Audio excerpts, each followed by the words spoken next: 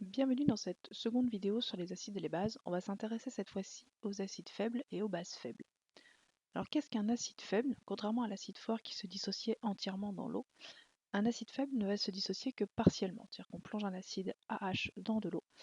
Une partie va se dissocier en ion A- et en ion H+, pardon, et il va rester un petit peu de molécules AH. Donc il ne se dissocie pas entièrement, la réaction n'est pas totale.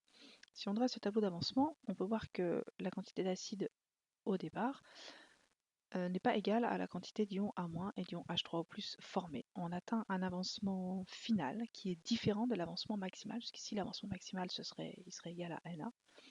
On atteint donc un avancement final plus petit que l'avancement maximal.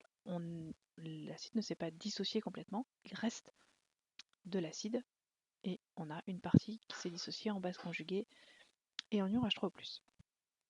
Donc lorsqu'on écrit cette réaction, AH plus H2O égale 1- plus H3O+, on met donc égal puisqu'on atteint une sorte d'équilibre entre la présence de réactifs et la présence de produits.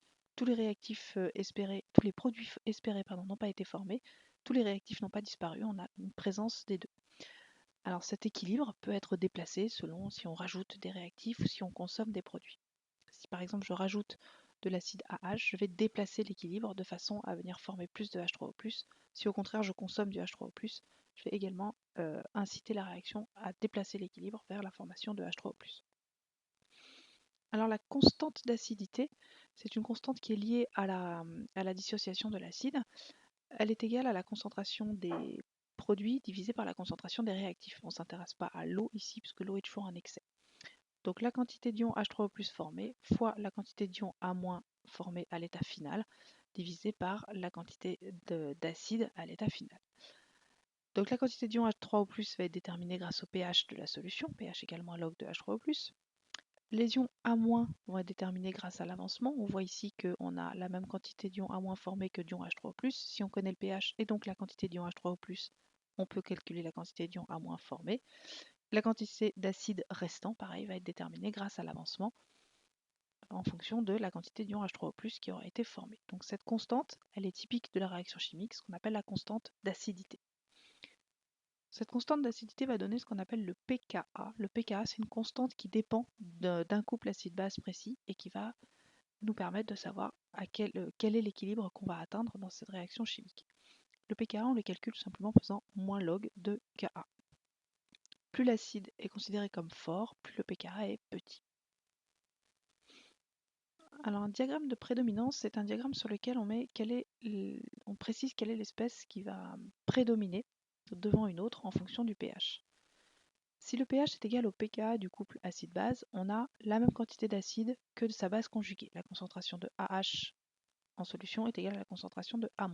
Si le pH est plus petit que le pKa, on a un acide qui va prédominer devant la base. La concentration de H sera supérieure à la concentration de A-. Si le pH de la solution est supérieur au pKa, on va avoir l'espèce A- qui domine devant l'espèce AH. Donc tout ceci, on peut le redémontrer rien qu'avec la formule de la constante d'acidité. Dans le cas d'un diacide, puisqu'on a des espèces qui sont capables de perdre deux protons que l'on appelle des diacides, ces diacides ont donc deux pKa. Si on se trouve avant le premier pKa, on a l'espèce très acide avec les deux protons, H2A. Entre les deux pKa, on a l'espèce HA- qui a déjà perdu un proton, et après le second pKa, l'espèce A2- qui aura donc perdu ses deux protons. Une solution tampon, c'est une solution qui associe un acide et sa base conjuguée dans des concentrations équivalentes, un mélange équimolaire d'acide et de sa base conjuguée. Voilà la définition de la solution tampon. Cette solution tampon, elle a pour pH le pKa du couple. Et si on rajoute un petit peu d'acide, donc de façon modérée, un petit peu d'acide ou un petit peu de base, le pH ne doit pas évoluer. Il reste autour du pKa du couple. Donc je dis bien par ajout modéré. Si vous ajoutez 1 litre d'acide chlorhydrique dans 1 millilitre de solution tampon, il est évident que le pH va évoluer.